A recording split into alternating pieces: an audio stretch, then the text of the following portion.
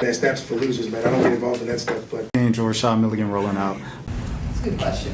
Brandon, We you want one can't, we quick can't, we question? can't ask Rashad question. So I think what is the bomb tonight. And the thing that I think is, here we go. You ready? All right, we getting into it. Everybody buckle up. Everybody say hello, YouTube. Hi, YouTube. We're going to talk about it. We're going to talk about it. We're going to talk about it tonight. So my good friend Chris Williamson sent me the Fox Sports top 10 all-time women's college basketball players of all time list.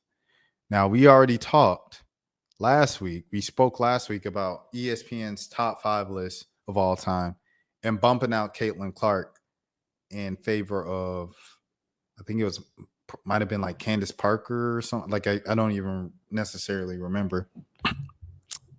But that was a big discussion.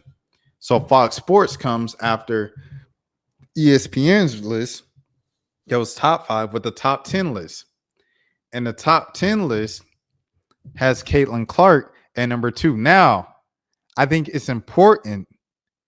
I didn't even realize this as I was getting prepared to speak about this, right? I didn't even realize this until just now. Hold on. I didn't even realize this until just now. But reading that out loud, just saying that out loud, what I just told you guys, oh my goodness, hold on. It all makes sense now. It all makes sense now. Here we go. Where we at? I know it's, man, hold on. I got it. I got to get this now. Because y'all done got me. Y'all got me now. I ain't even going to hold you. Y'all got me now. Where we at?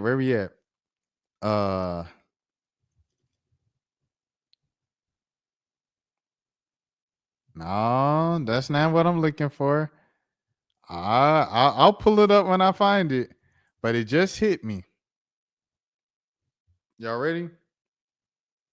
All right, we're gonna get into it like this. Boom. It makes sense to me now. See, I had this whole elaborate thing that I wanted to say and everything. It makes sense to me. I understand it now. I get it. I get it now. Because at first I was like, oh, what is that? And then I said it out loud. I said, ESPN put out a list and we talked about it. And then Fox Sports put out a list to go. I said, Fox Sports. Let's read what this says. Iowa versus Ohio State college basketball game featuring Women's Basketball National Basketball Association draft prospect Caitlin Clark pulled in more than 4 million viewers on Fox Sports. Confirmed. Average viewership was 3.39 million and peaked at 4.42 million on Fox. Game was the most watched women's college basketball game in Fox Sports history. Fox was begging Caitlin Clark to stay at Iowa. I don't know if you guys remember that. Maybe I'm just remembering things wrong. But this wasn't that long ago. This was last spring when this was going on. Fox offer. I remember this. They like offered her money to stay in you know what I'm saying? To stay in college. Here we go. There it is. From the New York Post. I knew I wasn't tripping. A year ago. This was a whole thing. Fox considered the NIL package to keep Caitlin Clark at Iowa because Fox had a deal to broadcast Iowa women's basketball. So it was like Caitlin Clark was bringing in like record amount of viewership and everything like that, and they wanted to keep her there.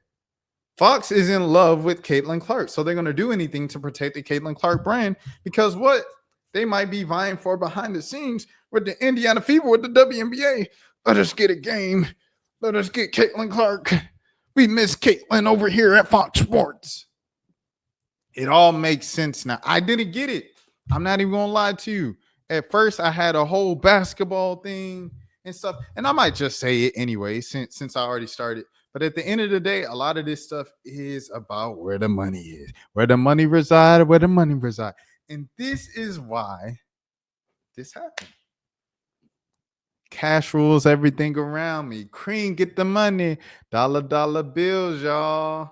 Caitlin Clark bought in a lot of ratings and a lot of money into the Fox Sports Network. So they ranked her second after ESPN ranked her not even in the top 5 all time. And it became a huge deal that ESPN left Caitlin Clark out of the top 5. And it was Ari Chambers that did it. Shout out Ari Chambers. Happy belated Ari Chambers. The WNBA is so important. She did it right. And I uploaded an old clip of Ari saying why she started the WNBA is so important catchphrase, right? And it got a thumbs down. And I was like, dang, how can anybody hate Ari? And it hit me. Ari's the one that said that Caitlin Clark shouldn't be number 5. She's going to bump her out to 5. And then the comments in that video was even crazier. You say something bad about Caitlin Clark on YouTube or the internet, you gonna hear something crazy. So one of the comments said, check this out, Mocha, if you're still here, right? One of the comments say, ESPN is basically just an extension of BET at this point. Which brings me to Holly Rowe. Holly Rowe go to the games at LA and South Los Angeles, whatever, to the USC game and say, man, the community that come to support her, it reminded me of the BET Awards. What? Huh? And Holly might even get the benefit of the doubt for saying that because Mark Jones said the same thing when he stole the joke from Twitter, when he said it at the Colorado football games when Master P, Lil Wayne, and Offset were on the sidelines. I get it, right? But it was like, Jason Sudeikis also goes to USC games because I had this because I was talking to one of my white friends and he's like, well, just a question, like, what white celebrities have gone to Juju's games? And I was like, Jason Sudeikis has probably been to one, and sure enough, he has been. Sue Bird has probably been to USC. I don't know because they be in New York and USC be out west or now Midwest because they in the Big 10, Big 12, whatever conference they in, whatever goofy conference they in now. But yeah, man, that's crazy. It's crazy. It all makes sense now. Fox Sports loves Caitlin Clark, so they'll do anything to protect and promote the Caitlin Clark agenda. Now, back to this, right? Why certain people might have a problem with Caitlin Clark being number 2. And let me say this. I love Caitlin Clark. Y'all know I've been reacting to Caitlin since freshman year. This ain't none. So before you call me a racist or a monkey or whatever you want to call me, Caitlin Clark fans, do your research. Do the math. Do the homework. I got a whole 30-minute video talking about the first time I reacted to Caitlin Clark all the way to the first time I covered her in a game in person. So I don't want to hear nothing about I'm a Caitlin Clark hater. These are just reasons why some people might see Caitlin Clark at number 2 and say, no, you shouldn't do that. Because it sounds harsh. It sounds harsh on the surface. And you're like, dang, she did, all-time leading scorer, you know what I'm saying, in D1 history, you know what I'm saying, surpassed Lynette Woodard, didn't pass Pearl Moore, but, Pearl Moore didn't play all full-time, you know what I'm saying, D1 type basketball. Everything like that, different eras as well. So I would say, okay, cool. But the biggest thing in women's basketball has always been championships, especially on a collegiate level. And right, here's my question for you, right? Because look at this, honorable mentions, which is crazy. They got Cheryl Swoops as an honorable mention. Cheryl Swoops scored 47 points in the championship game, won the championship, and ain't even on the list. That's insane to me. I'm not even going to hold you. All right. So beyond that, right, let's get back to it. The thing I'm looking at is, why isn't Paige Beckers considered an honorable mention? Better question. Why does nobody have a problem with Paige Beckers not even being an honorable mention for the all-time women's basketball player list? She's one of the more efficient, if not the most efficient, in high Division I level basketball ever, right? Of all time, at least in the past 20 plus years. It's Paige Beckers, most efficient freshman of the year. Not even freshman of the year. Naismith National Basketball Player of the Year as a freshman. Led UConn to finals. Led UConn to a couple Final Fours. and she's did it halfway hurt half of the time, right? Why is Paige Beckers not even in this conversation? Think it's pretty obvious. We all know why. I'll say the quiet part out loud. It's because Paige Beckers hasn't won the big one yet. And Paige understands that. Paige won't even be like, dang, I should be top 10. I should be, because Paige ain't even won a championship herself. That's just the standard. And now you might say, okay, because I hear this argument all the time. Well, Caitlin had to build a program from the ground up. She had to, they had to get it out the mud at her program, this and that. So I show you this. Okay, let's do it. Let's talk. Let's do what we're doing, right? All right. So in the Megan Gustafson era, they went to the NCAA tournament twice and went to the Elite Eight once. So they went to the Elite Eight 2018, 2019, 2017, 2018. They went to the first round. They made it back-to-back years. A couple years before that, 2014, 2015. Hold on. Let me make sure I got Megan Gustafson's years right. Hold on. Before we continue, because I don't want to get it wrong. Yeah, it was. Because also this was the year when they went to the Elite Eight. This was the year she was the Naismith National Basketball Player of the Year. This is already an established program. Is the point I'm getting to. You see, the late 2000s through the mid 2010s, they made the tournament every single year that year.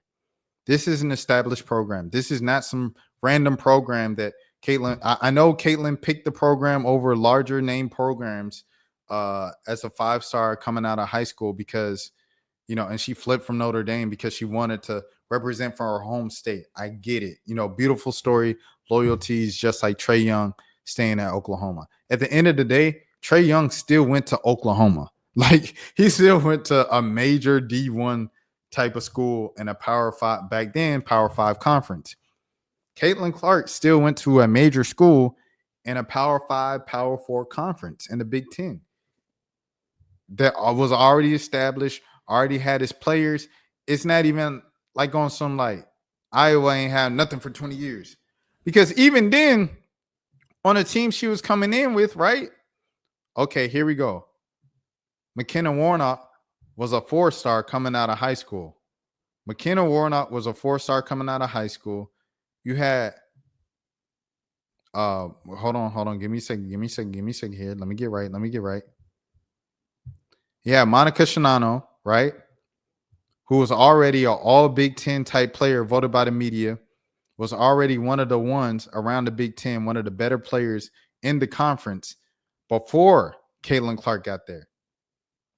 And then when she got there, she shared the backcourt with Kate Martin, a fellow WNBA player. So in her time at Iowa, Caitlin Clark played with two fellow WNBA draft picks. And she went to a program that was already making the tournament before she got there. And hold on. They were already making the tournament before she got there. They already had a national player of the year just a couple of years before Caitlin Clark got there, right? I say all this to say it was an established program, and she wasn't just playing with a bunch of nobodies.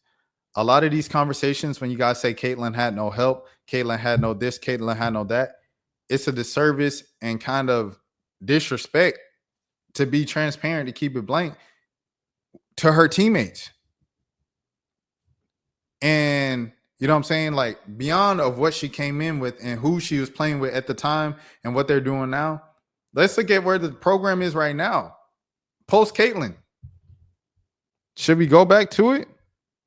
They are preparing to play in where we at with it. Hold on. Let me zoom out. Let me get right.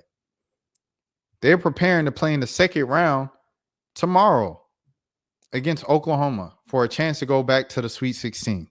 So it's like, when you guys say Caitlin had no help, she built a program from nothing with her bare hands by herself, it's like, that's just not true. That's not true. And you guys have to be real with yourselves here. Caitlin did a lot, and Caitlin brought the team further than the team has ever gone, the program has ever gone, which is the national championship game, 100%.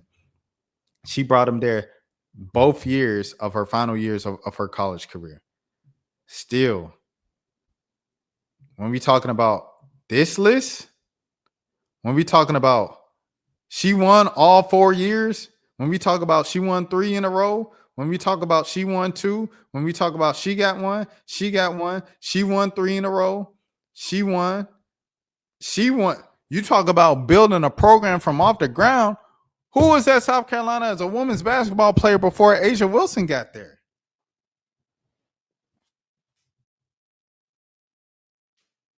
And this is all due respect to Tiffany Mitchell. Salute to Tiffany Mitchell, man. Shout out, respect. Ain't nothing but respect for my president and my vets and the ones that came before me. But let's be for real, bro. Who was at South Carolina before Asia Wilson? Asia Wilson, you talk about building a program up from the ground up. And who did she have to beat to win the championship? Hold on. Here we go. Here we go. Let's do the math. Let's do the math now. Okay, hold on.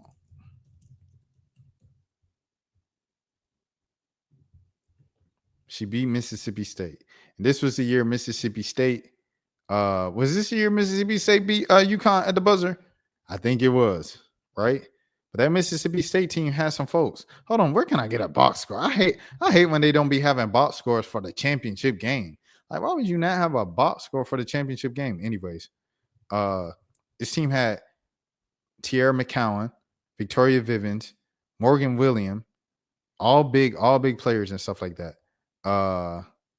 And some good players coming off the bench too as well. You know what I'm saying? But really, that was the two kind of big three right there: Tierra McCowan, Victoria Vivens, and Morgan Williams. So yeah, man, you have to go through the bigs, bro. You have to go through the bigs. You have to earn your stripes. You have to do what you have to do, bro. You have to go against the tough teams. You have to win the championship, bro. Like, Asia Wilson built a program, took a program to where it's never gone before, and she finished the deal. Now, I ain't even going to hold you. Morgan Williams hitting that last ticket, you know what I'm saying? Miracle shot over UConn. That helped Asia Wilson a lot to get that title. I ain't going to lie to you. That helped her a lot to get that chip. I'm going to keep it a bean. At the same time, and shout out to Amisha Williams Holiday, by the way, a WNBA draft pick. First one in HBCU history in 20 years when she was taken from Jackson State. Shout out to Coach Tamika Reed as well. I believe she's at the University of Charlotte now, if I'm not mistaken. But, you know, she still won. Like, she still won, bro. You know, it is what it is. Like, she still won, bro. So it's just like, dog, I don't know. I don't even know what to really tell y'all. It's like, Caitlin, you gotta win one. You gotta win one. You have to win one to be considered. Like, for me, I don't have a problem with Caitlin Clark being number 10. On this list, I have no problem with her being in the top 10, period.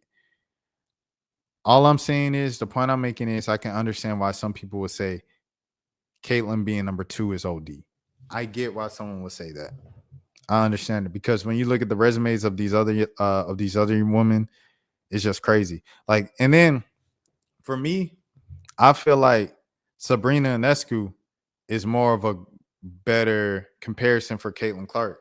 And Ionescu was playing with a super team at Oregon. You know what I'm saying? But I think that's a better comparison. And you might be like, Ionescu, she's not even close. Bro, Sabrina Ionescu, bro, at Oregon was like that. It's a reason why she was darn near best friends and the auntie to Gigi and Vanessa, and you know what I'm saying? The whole Bryant family. It's a reason why she was one of the Mambas, right? The white Mamba, yellow Mamba, all those things and stuff like that.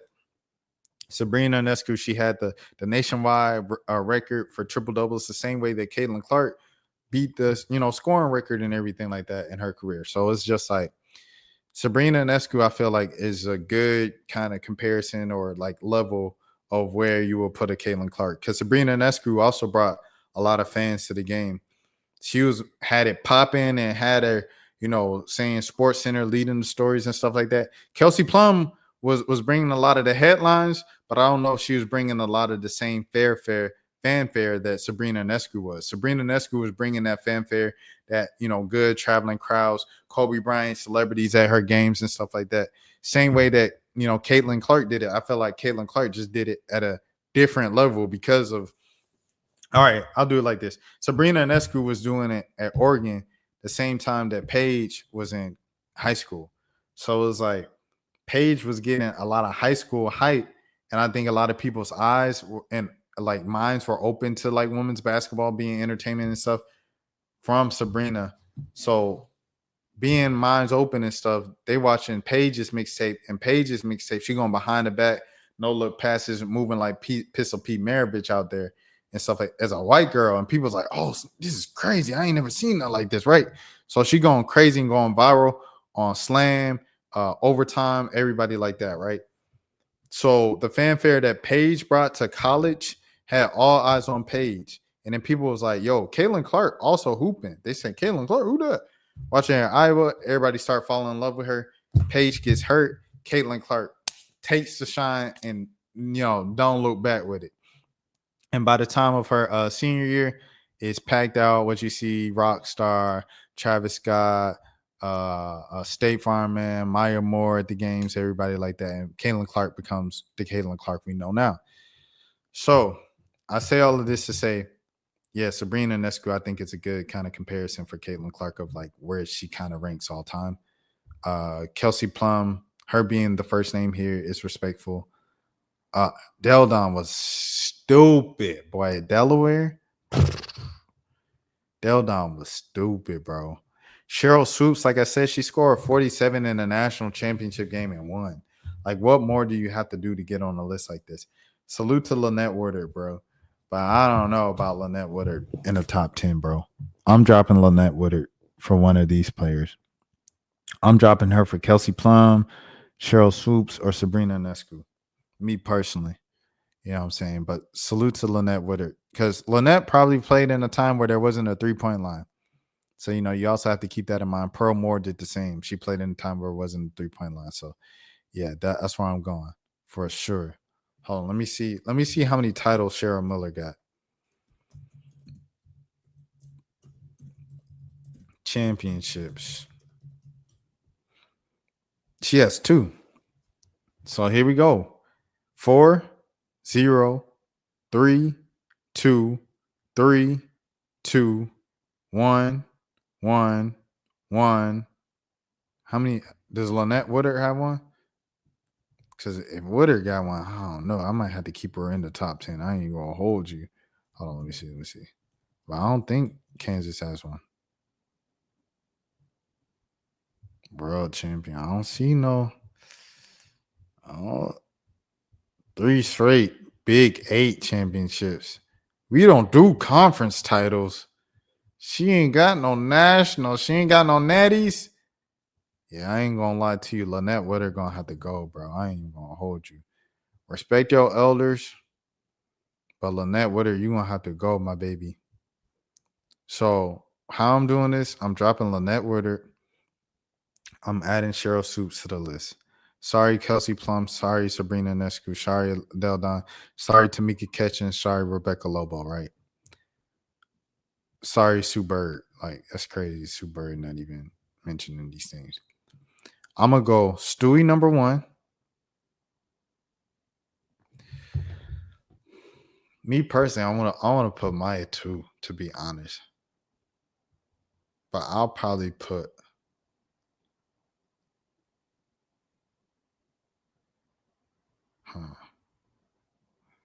you can go DT number 2 for real, for real. I ain't even gonna hold you. I might go. Let me see it. Cause I said Britt got 1, but Britt might have 2. Because if Kim Mulkey has 4, Britt might have 2. No, she just has 1. Okay. I thought so. I'm old enough to remember that in real time. I'm gonna go Stewie 1, of course. How are we gonna do this? Want to go Maya more? I honestly want to go Maya. But DT's resume is too crazy. I might have to go DT number 2. I'm going to have to go Shamika number 3. Cheryl number 4. Cheryl Swoops number 5. Maya Moore number 6. Candace Parker number 7. Brittany Griner number 8. Asia Wilson number 9. And who I didn't say? Oh, Caitlin? Okay. We could put Caitlin 10. I could rock with that. I could rock with that list. So that's my list. And that was the main thing, the big thing I wanted to talk about tonight. Yeah, man. So I got Caitlin in the top 10. But yeah, I see why people will have a problem with her being number 2. Is there anything else? All right, man. You guys have a great night, man. We're gonna get out of here after about 50 minutes or whatever. I hope you guys enjoyed it. My name is Rashad Milligan. As always, this is the road to 5K subs. Thank you so much. Have a great week. All that stuff. Peace. Read so you could be like Joshua Siddeth, man. Hey, everybody be like Joshua. That's steps for losers, man. I don't get involved in that stuff, but Angel Rashad Milligan rolling out. That's a good question. Brandon, We can't ask Rashad a question. Hey, Rashad.